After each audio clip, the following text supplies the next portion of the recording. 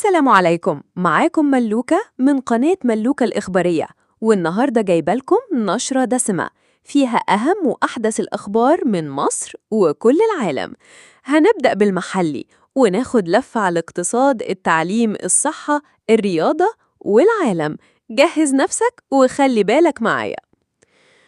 أول خبر: الحكومة والمشروعات القومية.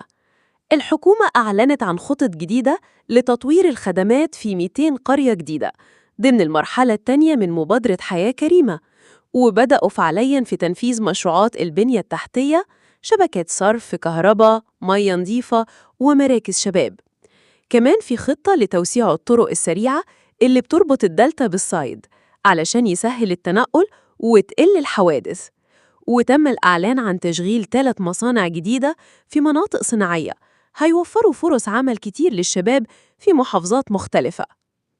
تاني خبر: الاقتصاد والدعم والأسعار.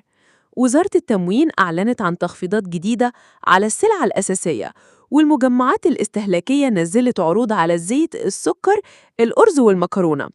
في حملات تفتيش على الأسواق، وتم ضبط تجار بيخلوا البضاعة علشان يرفعوا الأسعار، والوزارة أكدت إن العقوبات عليهم هتكون رادعة. البنك المركزي طمن الناس وقال إن الجنيه مستقر نسبياً، والدولار واقف عند مستوى مقبول، والتضخم نزل بنسبة بسيطة بسبب تحكمهم في سعر الفايدة. تالت خبر: الطقس والموجة الحارة. هيئة الأرصاد بتقول إن في موجة حر ممتدة. الجو هيكون شديد الحرارة خصوصاً في القاهرة والصعيد، ودرجات الحرارة بتوصل 43 في بعض المناطق. كمان في ارتفاع في نسبة الرطوبة، وده مخلي الناس تحس إن الجو خانق. فنصيحة: اشرب مية كتير، وخليكوا في مكان مكيف أو مظلل وقت الظهر. في كمان تحذير من نشاط الرياح المثيرة للأتربة في بعض المناطق المكشوفة. رابع خبر: التعليم وتحديث المناهج. وزارة التعليم أعلنت إن في تطوير كبير في المناهج الدراسية، خصوصاً للصفوف من رابعة ابتدائي لحد أولى ثانوي. المناهج الجديدة هتركز على الفهم والمحتوى التفاعلي، وهيكون في دروس أونلاين من خلال المنصات الرسمية.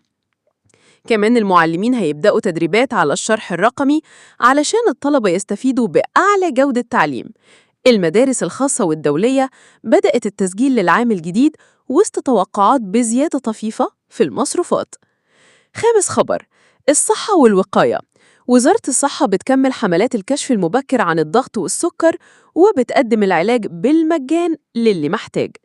الحملة كمان فيها توعية للناس عن التغذية الصحية والوقاية من ضربة الشمس في الجو الحر ده قوي. المستشفيات الحكومية استعدت علشان تستقبل أي حالات طارئة، ووزارة الصحة بتطلب من المواطنين التبليغ لو في نقص في أدوية. في كمان توجيهات لمراكز الصحة بتوفير أدوية الأطفال والرضع بزيادة. سادس خبر: الكهرباء والمية.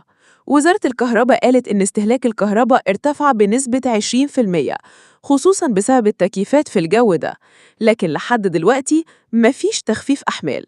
في نفس الوقت وزارة الري شغالة على خطط لترشيد استهلاك المية، وبتنشر توعية للمزارعين باستخدام طرق ري حديثة. سابق خبر: أهم الأحداث في العالم. أمريكا بتشهد حراك كبير في الكونجرس حوالين قضايا المناخ، وده ممكن يأثر على أسعار الطاقة العالمية. في الهند في أمطار موسمية قوية سببت فيضانات، والحكومة هناك أعلنت حالة الطوارئ في 3 ولايات. في فلسطين الوضع لسه متوتر، والاشتباكات مستمرة في الضفة الغربية، ومطالبات دولية بوقف التصعيد. وفي أوروبا موجة حرارة شديدة بتضرب أسبانيا وفرنسا، وده مؤثر على الزراعة والسفر بشكل كبير.